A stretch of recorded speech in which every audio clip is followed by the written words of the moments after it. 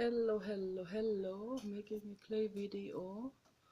Behind me is a dinosaur, Tyrannosaurus Rex, covered with a sheet. No, it's just a ladder. So I can't wait to move into this greenhouse with the camera and my art. That's gonna be awesome because the light is just gonna be awesome, particularly in the early evening hours before the sun completely descends. To be correct, the earth completely rotates away from the sunlight. So that is how it works.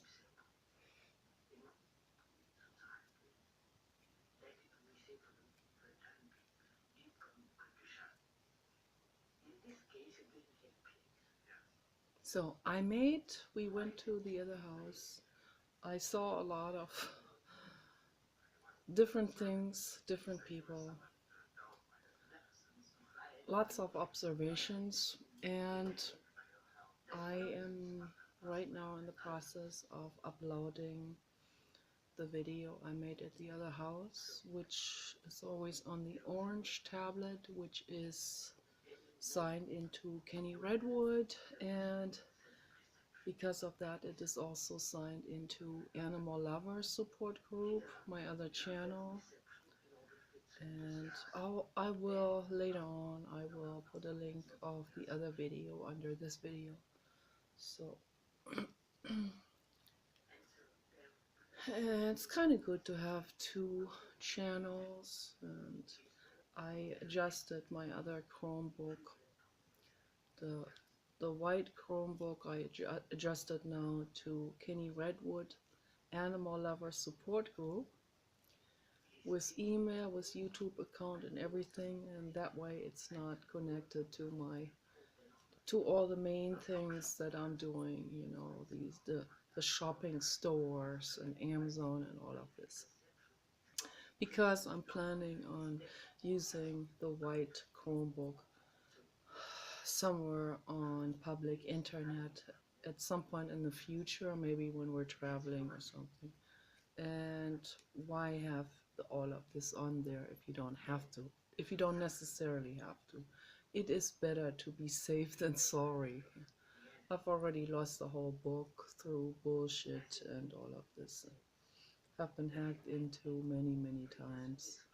One time we were at the harbor and used the public wireless service.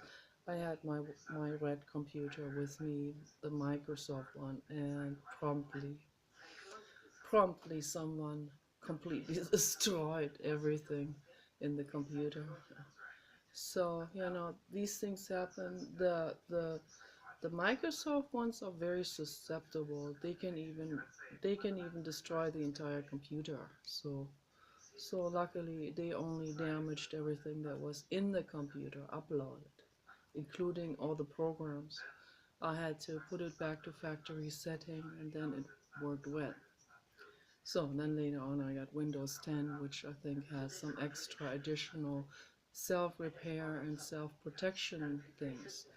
The problem is they removed the Windows Movie Maker. I can't say this often enough, because that is very crooked, is that, to just take something away when they say this is for improvement, you know, you get this for free. Now you just adjusted yourself a bit to the Chromebook because they're making you, or they're giving you a hard time. They're giving you a lot of competition here. That's why you adjusted that. I'm talking to Bill Gates. So yeah, so Microsoft, not a good idea in public wireless places. Android, better. Can also something go wrong. Android is also run by Google. I don't know, but it's a simpler structure, but and it's much better than Microsoft in terms of security. But I would be careful. And Chromebook, yeah, it's really excellent. It's just like why take the risk if you don't have to? Why have it attached to, because I can't always put the passcode back. I have to have my computer memorize a passcode. So a hacker can potentially get to this. So, I mean, it's all secured and everything, but, it's just one additional worry point. So it's better to have an account on it when you go into public wireless places. You don't necessarily have to do your shopping then. So you can just do communication and those kind of things. And have it on an account that's free from any of the very sensitive data. So yeah, it's just all of this is like learning experiences and very important learning experiences and learning to protect yourself from things. That's basically what life is all about. Like, you move on, you encounter problems, and you, instead of clinging to it and being in despair, you retract. You say, okay, wait a minute. Let me sit down. Let me cry. Yeah, you can always cry. It's always in it. And you can sit down and you can meditate on it. You don't have to cry, but sit down and let it go. Sometimes it feels bad to let it go, to say, oh, okay, I'm not going to get this fixed tonight, whatever problem it is. I'm not going to get it fixed tonight, even if someone is waiting or whatever. You figure something out. You go, okay, I can explain that next day. So if you have a mathematical problem and you can't figure it out and it is bothering you, or you're on a computer game and you can't figure out how to get from A to B with something, with some kind of problem solving situation, video games where we have to use our brains are very, very beneficial. Non-violent video games that use the brain, like, Riddle, Gardens, and stuff like this. That's very good. But don't beat yourself up if you can't find the solution to the problem in that moment. Don't cling to it. Breathe, let it go, drop it. For me, often it helps when I see a problem, particularly the other day when I was waiting for Paul again at the parking lot in the van with the papa dog, and observing the people. And then I see all of these alcoholic people, and there's nothing I can do to help them. I want to help everyone. I want to help this entire situation. There are sometimes people, like I mentioned before in my other video that I'm uploading right now on Kenny Redwood Forest channel. There are sometimes people who are particularly who whose story is a real free fall from from A to Z. Like, I mean, a real deep plunge sometimes, from philosophy professor to down in the gutter. But what leads them to fall into the gutter is alcoholism, as I said, and here's a flower for you. And I discussed that in my other video, what's going on and how that affects me psychologically when I feel like I can't help. I sit there, even though I'm sitting here in person, I see that other person through the windshield of the van, and I see them, and I see the entire story like laid out in front of me. And I want to go and help them. I know I can't. I could go over there and I could say, hey, you can quit drinking. They'll go, shut up. Mind your own business. they don't want that. They don't want to quit. They to them that's their all. It's the only thing they have. It's the only pain medicine that they have. There are some people that can't stand existing without putting the substances into their brains to numb the pain. So it's not that easy.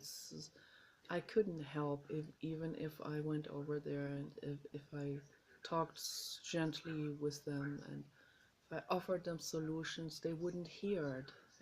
So I sit there, I feel very helpless. Makes me feel very helpless. So when we get to the other house, before the sun settles, right at sunset, right, just like right now, orange sun because of the wildfires, much more orange than usual. So I just took my tablet, I went into the garden, I sat down there in front of the ivy and these lance-shaped plants into the grass and the daisies. And for me, making a video now has become like an afternoon of European tea time. It's become like sort of like spa treatment, particularly with this year. It's become tea time. It has become like how do they call it? They call it lazy hour or something, And so in Europe, it's like every day at 5 p.m. we have European tea time, as the English have the English tea time, and that's very related, of course, to the other European countries. A very traditional Anglo-Germanic traditions, afternoon tea time. It's time for everyone to get together, you know, to stop what they're doing, to stop all the stress and the work and all of this, and wash their hands and come together and eat their cake. And this like a meditation and a cake eating meditation, sort of, and it's a very pleasurable thing to do. It bonds people together. People share their problems and their solutions with one another. It's like it's also time for easy talking and time for reflection, maybe time for tears if necessary, if the family is good, if they're not in denial. So if you have a real good family, they allow you to have a tear or two, and they will say, "What's going on, sweetheart? Can I be of assistance? Can I give you a hug or a foot massage?" So that's kind of like how I feel now when I turn my tablet on and press the record button. I feel like, okay, this is my chance now. I can delete the video. It's not live. If this was live, I couldn't do it. I could not do a live show. I would like to do it. Like intellectually, activism wise, I would love to do it, but I'm not there yet. So I would be way too nervous. I can't edit this. Scary. Hi, Bert. How are you? He has the same colors as I have today. It's very cute. Stellar J. So it feels good to talk to you through this venue, through this window to the world. And even this was not easy to do for me in 2006. So it was not easy. I couldn't show myself. So very, very, very, very, very gradually. And I knew I was gonna get there eventually, very, very, very gradually. Particularly this kind of pain, when you grow up in a family where the standards are like, they're like so high, they're like somewhere in the stars, and you better be a Van Gogh or you better be a Leonardo da Vinci, or sorry, you have not made it. If you have a family like this, chances are very high, if you're a highly sensitive brain like I am, chances are high that you're gonna be very nervous in front of a group of people. And that's why I had to quit my psychology studies at the university, because I saw, how other people act out. They act out their insecurities by shaming others. So which causes like a double problem. Not only do we have already problems with parents setting the bar way up and the standards, and you feel like you better match up to this, or you are shrugged off like haha, pitiful or whatever. Particularly if that has never been really actually put into words, but is shown with body movements and facial expressions, paralanguage, so to speak. Yeah, that's even more scary, the rejection and all of this. But, in psychology class, you're also dealing then with the folks who are sitting there in front of you on their chairs and who already have this expression on their faces, like, what is she gonna do now? And I just couldn't deal with it. I just could not. Knowing that these particularly ice cold men in that group, the way they were already, their faces, I was so afraid. I just could not do. I couldn't do it. I came at the end of the when everyone had left. I came into the door. I said, "Yeah, I finished it." Yeah, too late now. Yeah, whatever. Here it is, all on paper. No, it's not good enough.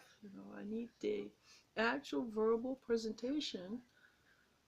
That's what the philosopher, a psychology professor said. He needed the actual verbal presentation in order to give me the prerequisite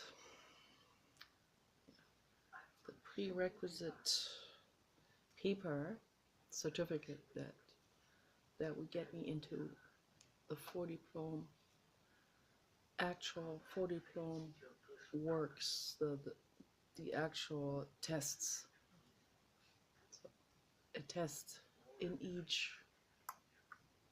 for each class that we had. The only professor, my favorite professor, was the one in physiological psychology, who accepted a written home home what's it called, like a written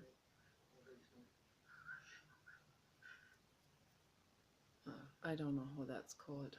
I don't even know how that's called in English now. So because they have, they have their specific words, and it's very difficult to translate that from either language into the other. Very difficult. I would have to use dictionaries and all of this. It's too difficult. I could, I probably could never do like a direct translation, like a synchron translation. I admire those people. Boy, they have amazing brains. Takes me a long time to translate something and to really find the right words, particularly if it's something that has to do with literature, with belletristic, with poetry and stuff like that, where emotions play into it, where something is explained that has to do with an atmosphere, with perceptions, particular moods and stuff like that. But I like doing it. It is fun doing this. But when I talk like this, even if I know I can edit it afterwards, I still feel like I feel very compelled to get my act together and to not let the audience wait while I'm trying to find the right word. And so that makes me nervous sometimes too, even in these videos, because then I'm like, I'm going to press that button and turn it back off. So, but yeah, it's not easy. It's not easy. But yeah, but anyway, after observing all of these people, particularly the homeless people that are all alcoholics, after observing these people that are all on some kind of substance, I felt I was so depressed I could just cry. I was also stressed out when we got to the other house. So making a video about this and shedding a tear or two in it, that was helpful for me. It's very helpful. Because that is letting go. That's like, okay, there's nothing I can do about it, particularly not right now, in this moment. And right now, they have accumulated themselves too much with that momentum that they're in. So there's not much I can do for them. But the best I can do for them and the world and for myself in that moment is to sit down and just say it the way it is. Maybe you can relate to it. Maybe I can reach someone with this information. Maybe I can convey the significance and the importance of quitting the substances to you. Then I have done my job. So then it would be absolutely worthwhile that I have shared it. But even if I had not conveyed it to anyone, at least I have done something good for myself. I have sat down in meditation and in reflection over these observations, and that was very helpful.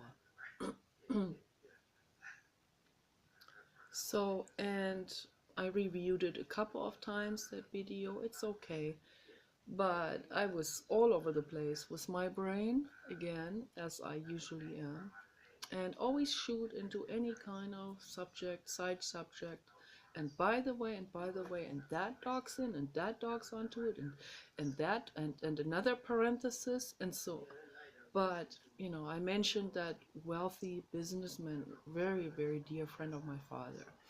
And I worked with him a couple of times in terms of art. He bought a painting from me. He paid 500 euros for it, which is very generous.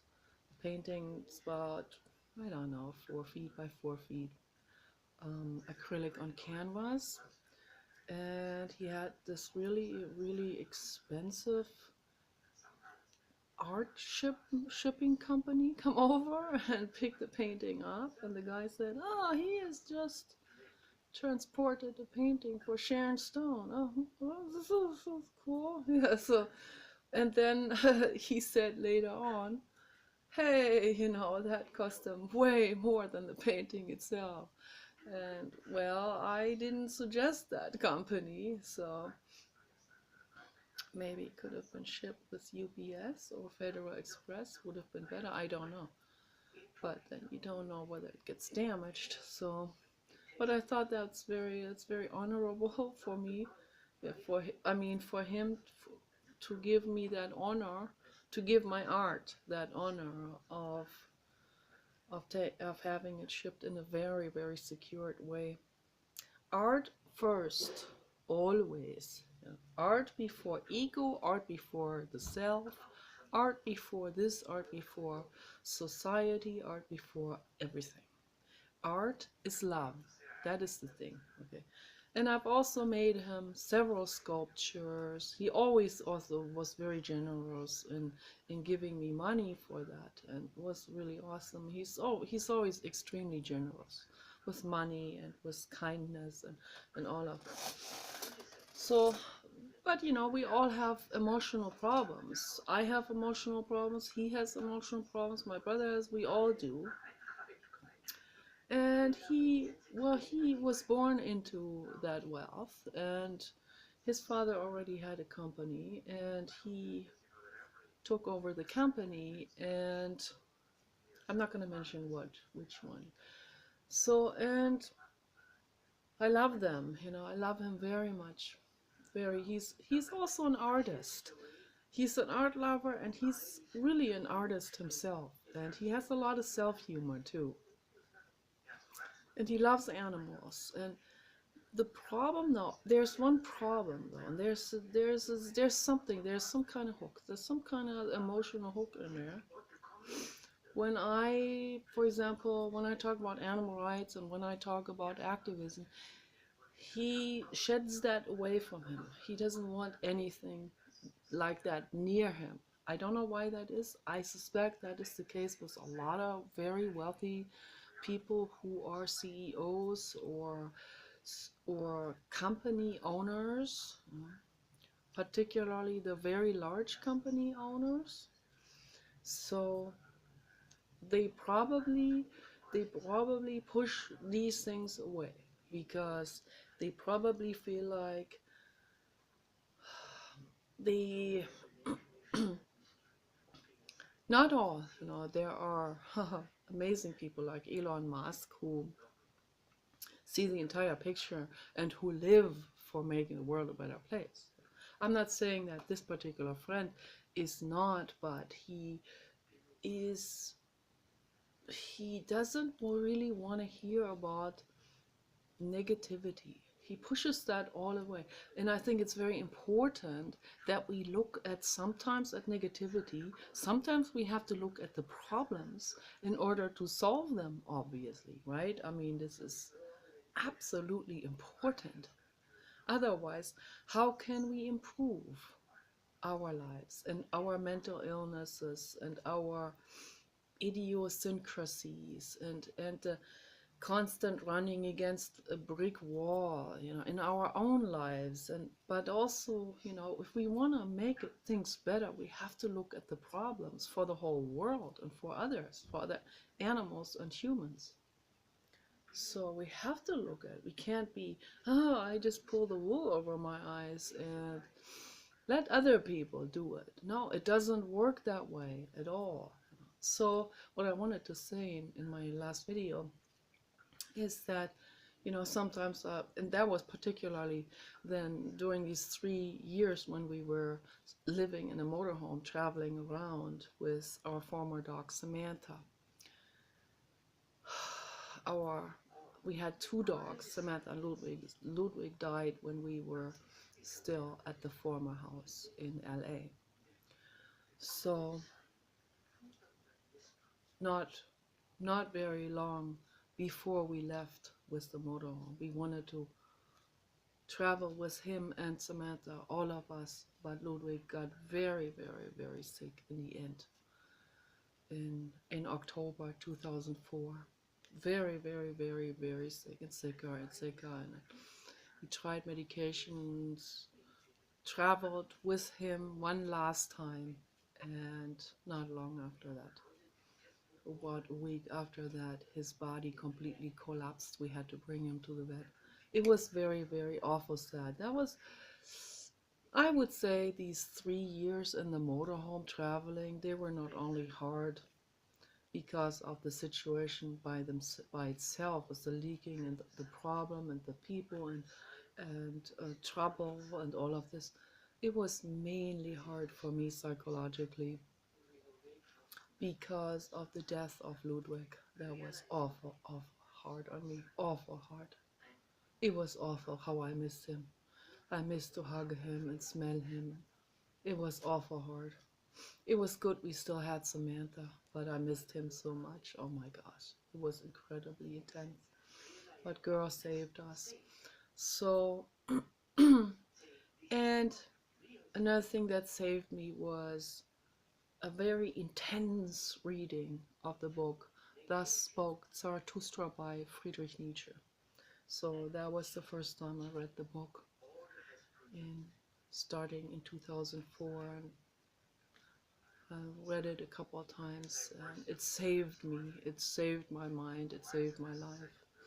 It was very difficult. So during that time when I told my dad, when I talked to my parents on the phone, I told him this is the reality of the United States. You know, people have hoarding problems. We met all of these people. We met all of these hoarders. People that would put all of their possessions, you know, they used to live in a house, then they would, because they can't part with the items, the furniture, they would rent these elaborate storage facilities where they actually, you know, then they would get like $2,000 from the government with our tax money, right?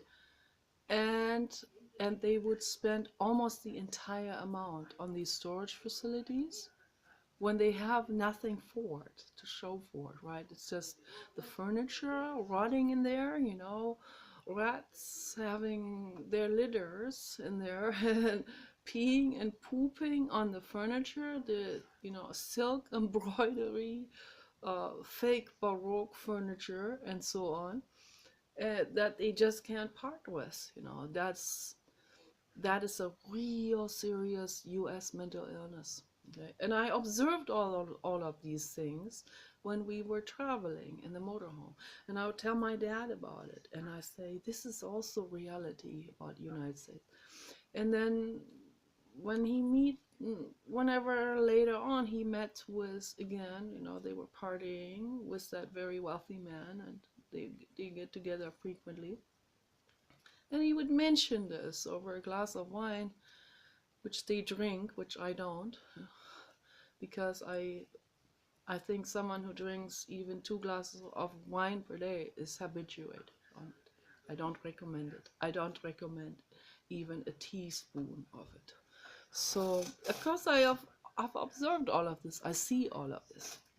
So, trust me, I've been really through this. I've seen it all. I've seen my dad and all of these people, and how they think they're just the gourmet wine experts. It's a noble, fine lifestyle. No, they are alcoholics. Sorry. So, but I love them, but I have to say this is very important. So then they will get together and he will say, hey, my daughter just told me, you know, they're vagabonding in their mobile home, in their bus, and she just told me what she observed. And then his friend would shrug that away, push that far away. Leave me alone, I don't want to hear it. It's negative and it's not true. That's not how it. United States is Guggenheim Museum, and it is the Museum of Modern Art in it's the museum, the biggest art museum, you know, on the East Coast, and the Ritz-Carlton, and that's the U.S. and it's stellar, and it's gorgeous, and he doesn't want to hear anything negative. So, but you know what? Sorry, but that is like 0.1% of the United States is, you know, not just the 1%, it's the 0.1%, you know, that have it like really, really, really, really, really extra good, and they get it. Oh, it's all great, right? Sorry, but the rest, the 999% of the US, the rest, you know, is not Guggenheim and the Modern Art Museum and the fine wines and the stellar lifestyle and all of this. The rest is just the rest has more than 60% or maybe 70% or maybe 80% people that are not having it that plush at all, that are having it very rough, and you know, and some of them have it extra rough, and we've seen these people. We've seen it from the motorhome perspective. So then I said to my dad, okay, why don't we do this? I give your friend a deal. He and us, we are going to trade places. He can he can travel around the northeast and Nevada. in that old Winnebago with the leaking roof and the fungus in the walls and all of this and whatever may have also phenylalanine walls that have toxic fumes, whatever, the consumer hostile products that are not made for us, they're made cheaply for quick gains. That's the 999% US reality, not the Guggenheim Museum, okay? So experience this. The light is getting increasingly dark. I turn this on. I don't know. That's probably not going to help very much. No. I'm going to turn the other light on. That's going to help. Helps a little bit. Okay, but yeah. So this is important to mention this because, I have seen both. I've seen not just both, I've seen all societies. I've seen the different facets of the whole. I've seen the ultra 0.1% that have it the best. We also had that lifestyle. My parents living over their means because they wanted to keep up with the with the Joneses or the Kardashians at their time. So, which, we have plenty. No, you don't have that much as you are living. So, but yeah, they're not business people. They're like, let's have a good time. Let's spend our money until we have none.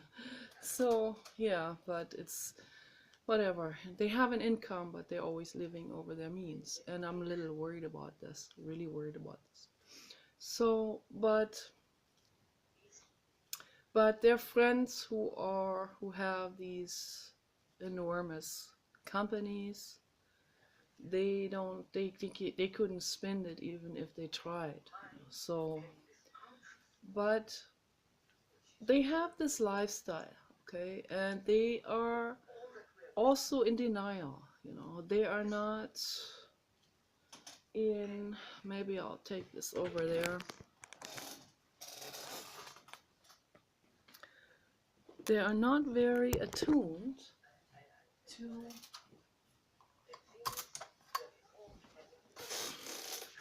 what is really happening in the world. And we have a responsibility. We all have the responsibility to look around us and not to kid ourselves. I see these things. I see a suffering person. I see a suffering animal. I can't just say, oh, this is negativity, let me just walk away. That doesn't work that way for me. I see this and I want to help. And everyone should want to help. Everyone should see the problems, ponder over it. Doesn't mean you have to cling to the solution and feverishly get really nervous and strung out about it. That it just means you sit down, you can cry, and you can seriously get your brain into finding solutions so that we can help all living beings and not just pull the wool over our eyes because we feel overwhelmed. We feel like, oh, that just opens a can of worms. How can I help? I think that is basically the attitude. Like, I can't do anything. I'm not even going to try. That's the attitude of the 0.1 ultra rich, most of them. So then there's maybe a handful of those that actually really care and really, really want to help. And it's not done through the Rotary Club. It's not done through the Club of Rome. Trust me, I've communicated with them. I know. They don't want to hear about it. They want to have their glamorous facade and it's an empty shell. If you look behind the glamorous humanitarian facade, there's not much going on. It's not even humanitarian very much. So, and it certainly doesn't respect whales and other animals, and so they're only interested in their honor, in their, like, what's the word, in their fame, in their reputation, in their high society culture, where people pride themselves to be part of it. That's all it is about, is who, and let me see what he's wearing today. It's very shallow. You look behind the facade. Who are you helping, actually? Are you helping anyone in the world? Are you making the world a better place? Yeah. They even, Ernest Laszlo. It was very disappointing for me. I emailed Ernest Laszlo. He couldn't be bothered. The secretary told me he doesn't deal with these things, like whales and active zona. So, but then he has the nerve to write this book about metaphysics and energy fields and stuff like this, priding himself in being part of that philosophy branch, and being all tuned in, when if the person who doesn't want to hear about the suffering of the other animals, whales and pigs and dogs and so on, that person is not tuned in. That person has no business writing a book about energy fields and so on when he himself doesn't have a clue on what compassion is, wants nothing to do with it. So I was very disappointed. And I was also very disappointed in the Dalai Lama. I read his books too. Very disappointed. Very dogmatic person. Goes by the book. That's not someone who's a free thinker and who uses compassion. The only compassion that he promotes is that had already been, that pittance that had been sort of been captured from the original words of the Buddha. They didn't even capture all of it, so which they usually don't. And then they tweak here and there a little bit to bring in some comfortable, some conveniences, some convenient little clauses and all of this, and so, which ruins the entire thing. Don't even bother to study Buddhism or any religion, because it's all just indoctrination. It's dogma. It's fascism. It just has been tweaked and doctored around to meet the needs, the comfort needs of those people who are in charge of this or that. So they're not for helping all living beings. That's basically what religion or any of these cults and groups and social organizations like the Club of Rome and the Rotary Club and all of these different associations are. They are only for themselves, self-aggrandization, self-pleasing, self-serving, hand-washing, corporate, and so on and on and on and on and on and on. It goes on and on. Same with Skull and Bones and Freemasons. all the same thing, like the Rotary Club or the Club of Rome. All works the same on the same principle. It's all made for them. Some of them might get into metaphysics, they might get into certain applications of working with energy, but they do it for them, so they're not tapped into the infinite. Then, if they do it only for themselves, they're not tuned into the infinite. They are not. They're not in tune. They're not attuned. You are only attuned if you care about a suffering mouse in your house. If you care about the rat, and if it's not, if you don't see the animal only from the perspective of, oh, they only gnaw on my house, I'll feed the chipmunks but not the rats, then you're not attuned. I feed all of them. I feed the chipmunks and the rats and the mouse and mouses or mice, I don't know which way. I feed them all. I love them all. I love to see them. I greet them all in the forest when I see them, because they're all children of the infinite cosmos. All of us are.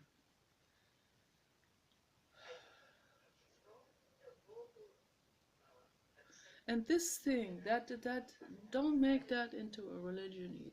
That thing is something for you to test out for yourself and to live by, because that is compassion. That doesn't require a religion. It doesn't require to be made into a religion either. That's just truth. It's love, it's compassion, it's art. That is what I try to convey in my videos. So the friend of my dad, 1 week in the motorhome, maybe we'll get it to open his eyes. But I'll never get him to do this, of course. I'll never do this. So yeah, it's like, and that's what reincarnation is all about. You actually get to travel 1 week in the motorhome, literally, in another lifetime. And it's not gonna be only a week. So that friend of my dad, I just see it now. His next lifetime is gonna be looking quite different to this one, because that's the only way we grow and we learn. We are just souls, and we're on a learning journey, and there's no soul that lives a plush lifestyle and the other soul doesn't. It's just the the specific life you have decided to come into in this particular life. The next one will be very different. If you're a man in this life, you'll be a woman in the next one, and see it from that perspective. Okay? Or you are gonna be a whale or a dog or a giraffe, and see it from their perspective. So we come back in all kinds of forms, and we see it from that perspective. Everything everything vibrates, everything is alive, everything is conscious. And all mammals, animals and humans, animal mammals, human mammals, the ones that nurse. So just covering this particular group right now, we all have exactly the same sentience. My dog has the same sentience as I have. So I may understand a little bit more cognitively. I read books, he can't. But that does not give you or anyone the right to say, oh, or he's just this or that this or that being. Therefore, people will I don't even want to repeat what they say because it's so negative. So they use the excuse to exploit an animal or a pig, even smarter than dogs, to exploit a pig who understands a whole lot. They are as smart as German Shepherds or smarter. They use pigs for sometimes for law enforcement. It's amazing because they are so intelligent. So, but any kind of animal employment is wrong unless the animal really enjoys that like a hobby. Then it's not work. Then it is not exploitation. So they all feel, dogs, pigs, humans, horses, we all have the same nervous system. We feel the same things. We feel we feel love for one another. We feel appreciation. We feel grief. We feel terribly anxious and terrorized if we see another one suffer. We help each other. Dogs and pigs help other species rescue a living being who is in need of being rescued. This has been observed over and over and over worldwide. These stories, there are massive amounts of those stories of animals helping humans and other animals of their own kind and of other species.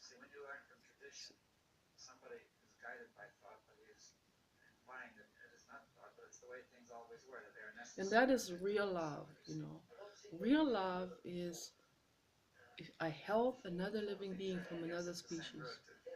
Because when a whale helps a human, for example, his species doesn't benefit from it.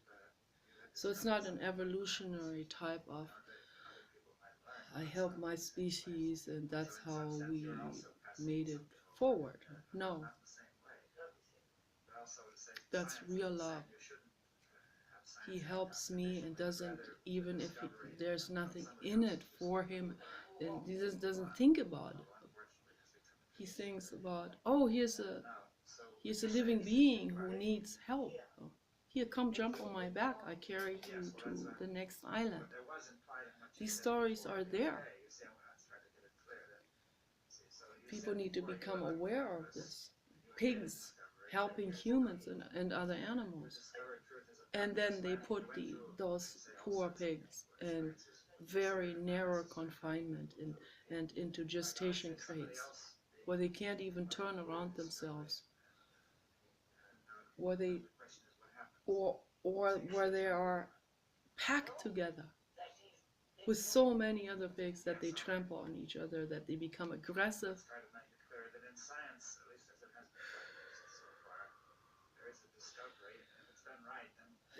It's too much. It's too much for me to handle. Too much. When I see an animal truck, I'm at the brink of a nervous breakdown every time. Every time. I go over there, I try to help. I try to do what I can, best I can.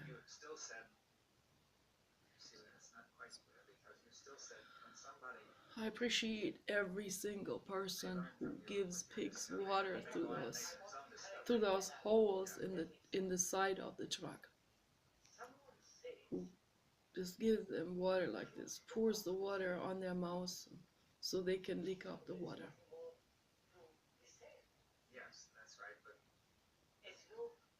Life doesn't have to be like this. It doesn't have to. It doesn't have to be like this, animals trampling on each other and being transported like this in these horrid conditions. It doesn't have to be like that. We can all learn from those people who give the pigs water. We can all learn from them. We can all learn from the animal rights activists. It doesn't matter who you are or how plush your lifestyle is or how miserable. We can all learn from them. And give love. Do your part and give love.